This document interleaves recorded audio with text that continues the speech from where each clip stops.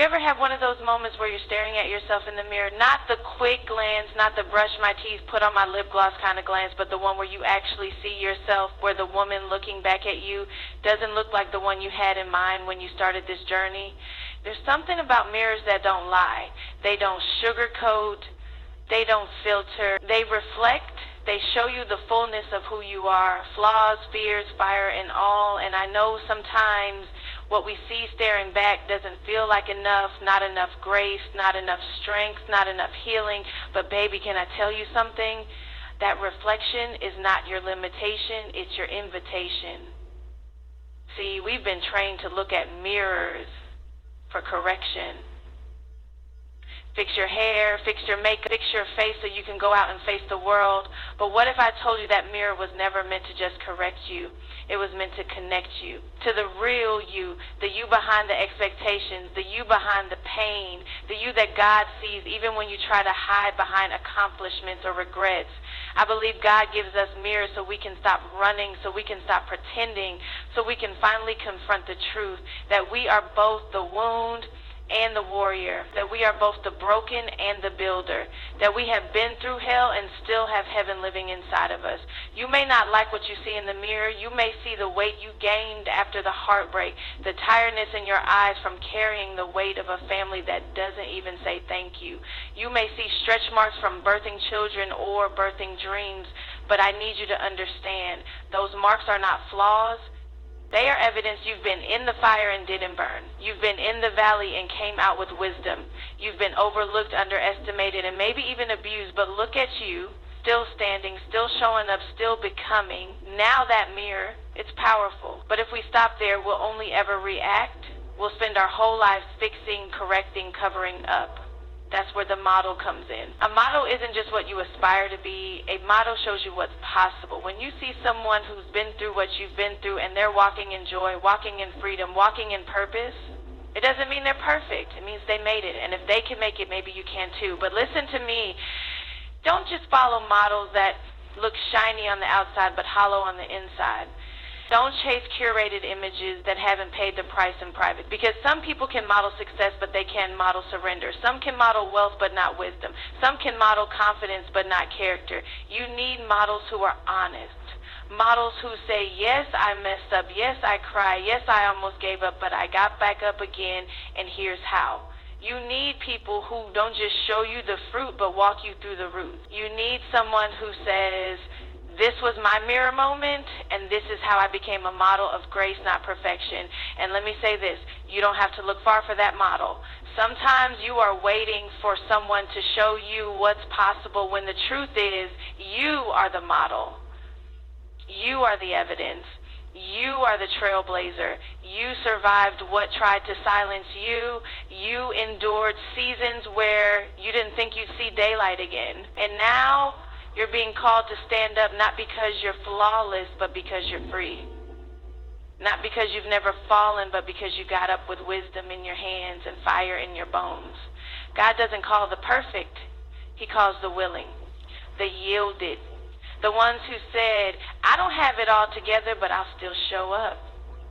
The ones who are tired of comparing themselves to filtered versions of other people's life. The ones who say, this mirror shows me my mess, but it also shows me my mission. You are both the mirror and the model. The mirror shows you who you are. The model shows you who you can become. And sometimes the most powerful models are born from the deepest mirrors. The nights you cried yourself to sleep, the betrayal that broke you, the silence that scared you. Those were your mirror moments. But out of those reflections came resolve. Out of that brokenness came beauty. And now you carry something sacred, something the world needs. You may not feel like a model, but somebody is watching you, watching how you bounce back, watching how you forgive, watching how you pray when you don't get the answer you wanted, watching how you trust even when you're trembling. And baby, that is the model. So don't hide from your mirror. Don't run from your truth. Don't shrink because your process doesn't look polished yet, because what's real will always outlast what's rehearsed. There is glory in your story. There is power in your process. And even if you feel like all you've been doing is standing in front of broken mirrors, God can take the pieces and turn them into a mosaic of purpose. He can take what shattered you and make it shine.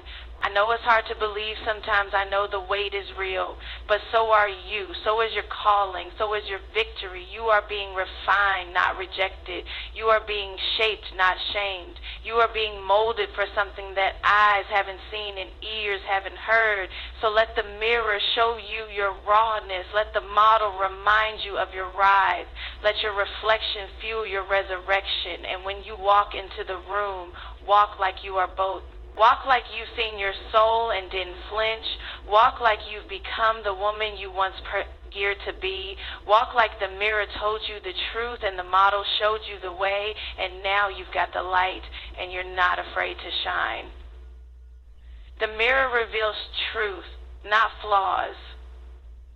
That's something we've got to let sink deep into our spirits, because too often we treat the mirror like it's our enemy, like it's some kind of weapon that points out everything that's wrong with us. We stand in front of it, picking ourselves apart.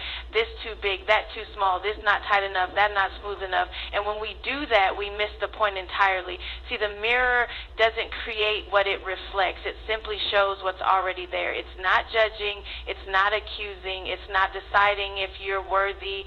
It's just telling the truth. And if you've been through some things, if you've walked through fire, if you've cried in the dark, then the truth is you've got some battle marks on you. But that doesn't make you flawed. That makes you real. We've grown up being taught that beauty is perfection, that strength means having no cracks, that success looks like never missing a step. So we look in the mirror expecting to see someone airbrushed by grace, untouched by struggle. But God doesn't deal in filters. He deals in faith. He's not looking for the woman who hides her pain with a good pose and a forced smile. He's looking for the woman who says, "This is me. Every line, every scar, every soft place and strong place. This is my truth." When you begin to shift your perspective and understand that the mirror isn't betraying you, it's inviting you, something sacred happens. You stop trying to perform for acceptance. You stop shrinking to fit into someone else's version of who you should be. You stop apologizing for the pieces of yourself that don't line up with someone else's expectations.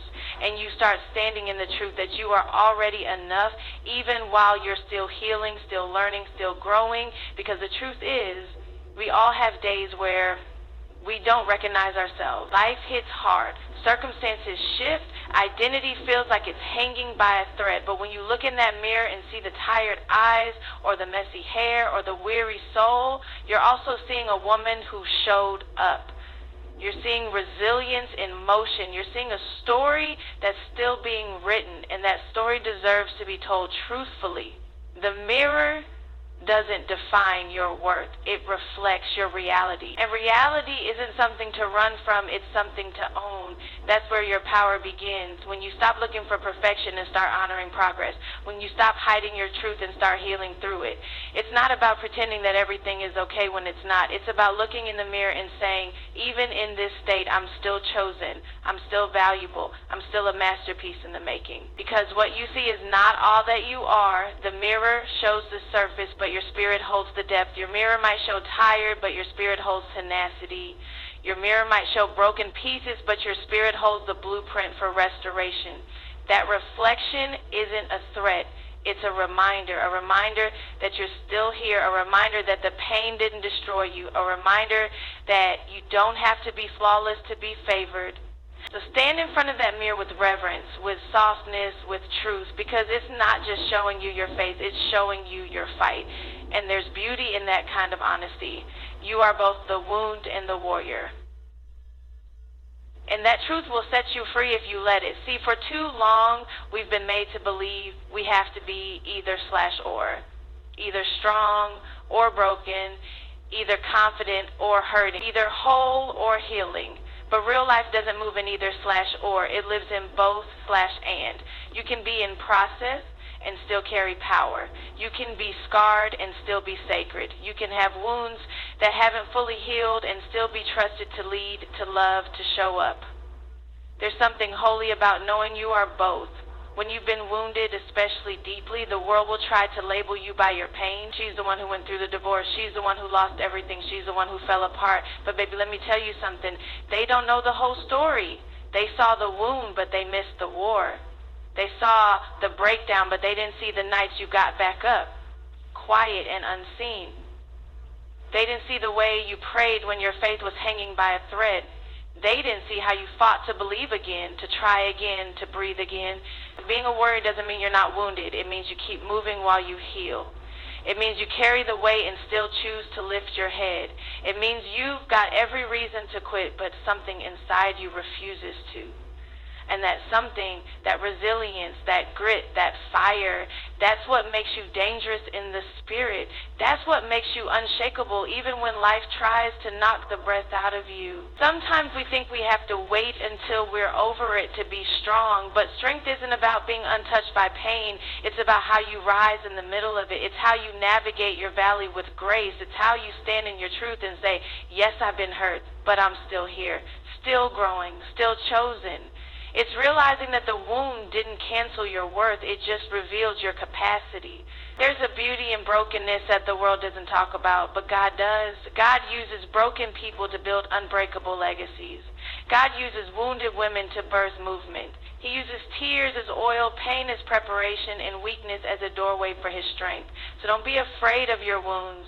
Don't be ashamed of them. They're part of your anointing. They're part of the evidence that you didn't give up. The warrior in you is not separate from the woman who's been hurt. They coexist. They hold hands, and they remind you that you can fight with tears in your eyes, that you can lead while still learning, that you can be vulnerable and victorious at the same time. There is no shame in being both. There is power in embracing it.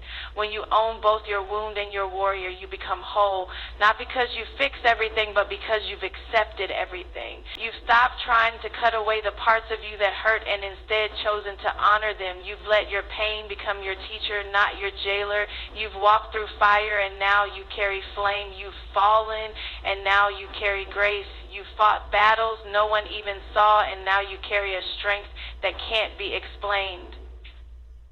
That's the kind of woman who changes things. Not because she's never been wounded, but because she's learned how to fight anyway. A model shows what's possible through authenticity, not perfection, not pretense, not performance, but truth. Because the world is full of people showing off outcomes, but what we're starving for is people who are willing to show the process. People who aren't afraid to say, this is where I started, this is where I struggled, and this is how I'm still becoming. See, when we think of a model, we often imagine someone walking flawlessly, unshaken, untouched, like they woke up one day already equipped, already confident, already healed. But real modeling isn't about showing off. It's about showing up. Showing up in your truth. Showing up when it's messy, showing up when it costs you something.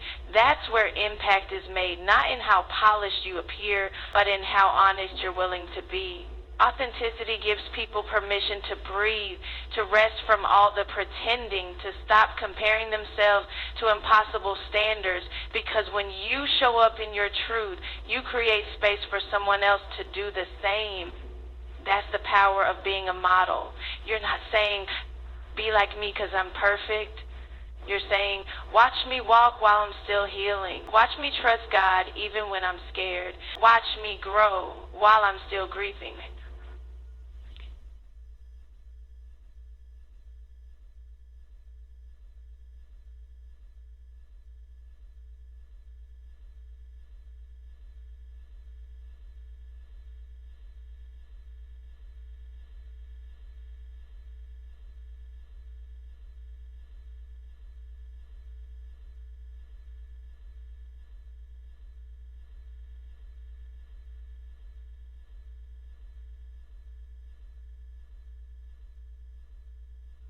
Boy, did not lead to live real, and we need that. We need women who are clinging daily, because in this world of real, and we need that. We need this mission statements and dreams and visions and purpose. And authenticity is a radical act. is what separates the noise from the anointing, is what takes influence and turns it into legacy. You don't have to have it all figured out to be a model. You just have to be honest about where you are. You don't have to fake strength. Real strength is in showing up broken and still saying, God, I trust you. Real strength is being honest about the struggle and still choosing to serve, to love, to lead. That kind of realness is rare and it's needed because people aren't changed by your image, they're changed by your example. And example doesn't come from pretending to be above the fight, it comes from showing how you fought and made it out. It comes from telling the truth about how you almost quit but didn't. How you almost lost yourself but chose to rise. And now when people look at you, they don't just see a woman who made it. They see possibility. They see what God can do with someone who surrenders. They see what happens when you stop hiding and start healing. They see the fruit, yes, but more than that, they see the faith behind the fruit. They see the late night, the prayers you whispered through tears, the courage it took to believe again. And that's what inspires change. So don't ever believe the lie that you have to be perfect to lead. You don't need a title or a platform to model what's real. Just keep walking, keep showing up in truth, keeping the kind of woman who lives her life as an invitation, not imitate you, but to believe in what's possible for themselves. Because when you're authentic, you don't just model success. You model surrender. You model courage. You model hope. And that's what lasts long after the applause fades. Don't idolize polished lives without real process, because what looks good on the outside can be empty on the inside. And in this world of curated content, filtered pictures, and highlight reels, it's easy to get caught up chasing an image instead of pursuing purpose. But we have to be careful not to lose ourselves trying to imitate someone else's edited story. We've been conditioned to admire the shine, the flawless smiles, the perfect families, the dream jobs, the spotless testimonies. But the truth is, behind every truly powerful woman is a story that took something out of her, a breaking, a stretching, a process. And if we're not careful, we'll try to duplicate someone's glow without understanding their grind. We'll want their crown but not their cross. Process is where God does his deepest work. It's not pretty, it's not glamorous, it's not usually shared on social media, but it's where character is built, it's where trust is forged, it's where pride gets stripped and purpose gets revealed. So when you see someone standing tall, walking boldly and shining brightly, don't just covet the platform, honor the process. Some people want the results but not the refinement. They want the oil but not the crushing. They want the anointing but not the wilderness that birthed it. But real power comes from process, from the nights you cried and still said yes, from the doors that closed and you chose to grow anyway, from the moments you felt overlooked and still kept serving. That's where the strength is formed. Not in the applause, but in the silence.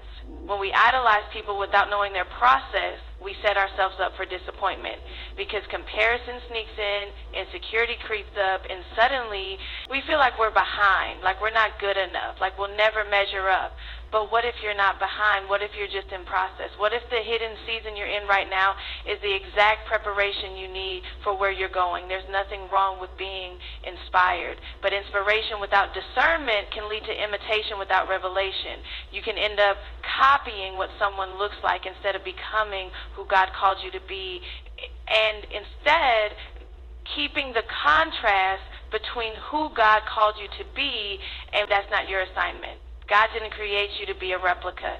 He created you to be a revelation, one that carries a story only you can tell, a path only you can walk, a purpose only you can fulfill. So stop measuring your process against someone else's product. What you see today is the result of battles fought in secret, sacrifices made in silence, and lessons learned through pain. That's what makes a woman unshakable. Not that she never struggled, but that she stayed when it would have been easier to walk away. That she didn't quit when she had every reason to. That she let the fire refine her instead of destroy her. Polished lives may look perfect, but don't be fooled by the surface. Ask for depth. Ask for truth. Ask for real. Because the women who truly carry wisdom, grace, and authority, they earned it in the dark. They were crushed before they were crowned. They were tested before they were trusted. And now they carry more than just success. They carry substance. So let God take you through your own process. Don't rush it. Don't despise it. Let it do its work in you. Because when you finally step into your shine, it won't be hollow. It won't be borrowed. It won't be built on sand. It'll be rooted, real, and unshakable. You are someone else's evidence of what's possible. And I know that might feel heavy, especially when you're still figuring things out yourself. You might be thinking, how can I be an example when I'm still in the middle of my own mess? But baby, that's exactly why you're the evidence. Because people don't need to see perfection. They need to see progress. They need to know that becoming is messy, healing is hard, and growth takes time. And when they see you still moving, still believing, still showing up even when it hurts, they begin to believe they can too. See, someone is watching you, not for how perfect you look, but for how real you are. They're watching how you keep going after heartbreak, how you still smile with tired eyes, how you forgive even when it's not fair, how you keep hope alive in the midst of uncertainty. They're looking at your life like, if she made it through that, maybe I can make it through this. We underestimate the impact of our survival. We think we need a platform, a microphone, or a title to make a difference. But sometimes the greatest ministry is how you live your everyday life. It's how you carry joy in the middle of a storm. It's how you love people when you're still learning to love yourself. It's how you hold on to faith even when you feel like you're walking blind. You might not see it, but your life is preaching. Not a sermon of perfection, but a testimony of perseverance. And there's someone out there, maybe a daughter, a sister, a friend, or even a stranger who is drawing strength from your story. Your courage gives them language for their own. Your honesty gives them permission to be honest too. Your rise gives them hope for theirs. That's the beauty of being the evidence. You don't have to try to be it.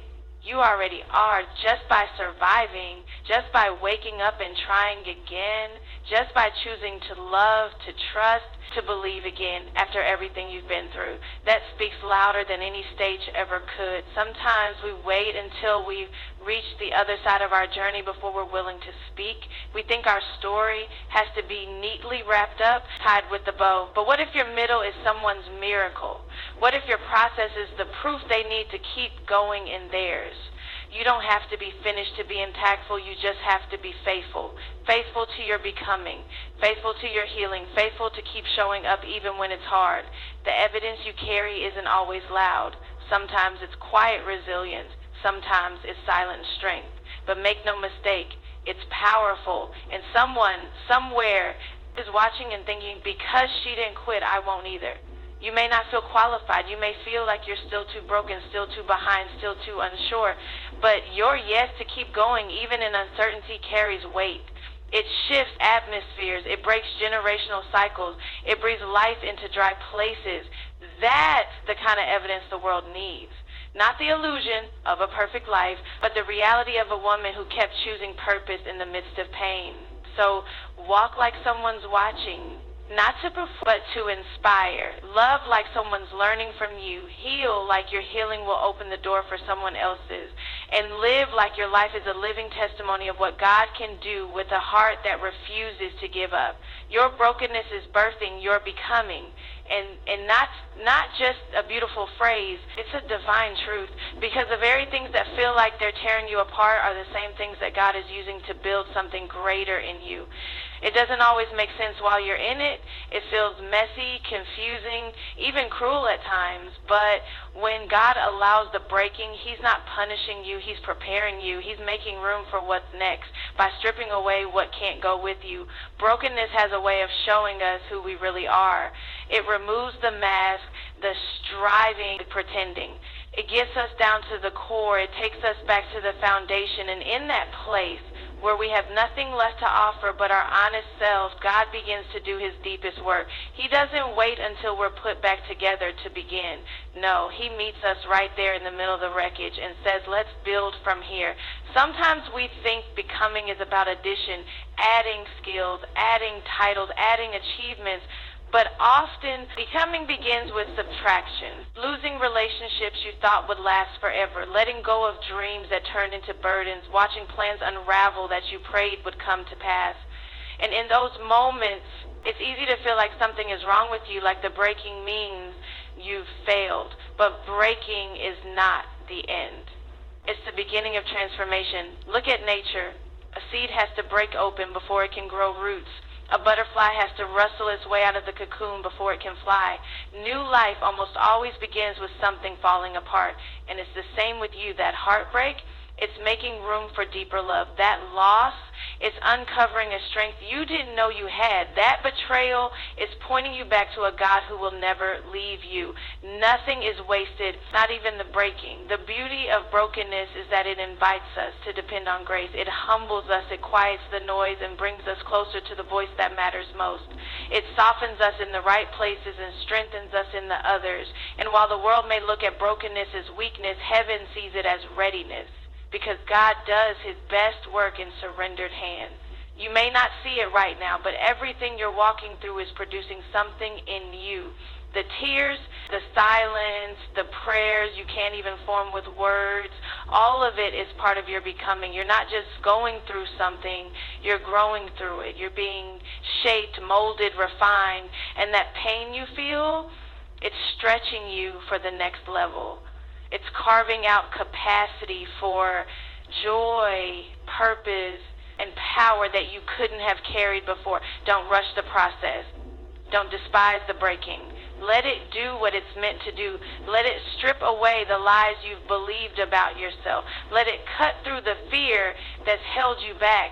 Let it reveal the version of you that's been buried beneath the weight of what you thought you had to be, because the real you, the one called, anointed, and set apart, is being birthed in the broken places. This isn't the end of your story. It's the labor before the delivery. And yes, labor is painful. It stretches you. It exhausts you. It makes you wonder if you'll survive it.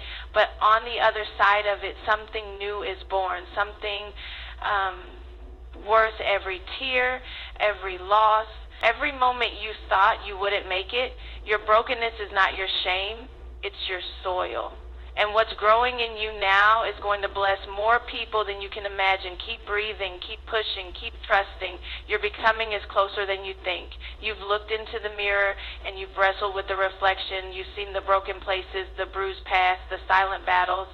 But you've also seen the warrior, the survivor, the vessel becoming. And you've learned that you don't have to choose between being one or the other. You are both. A mirror and a model, a reflection of truth and a representation of possibility.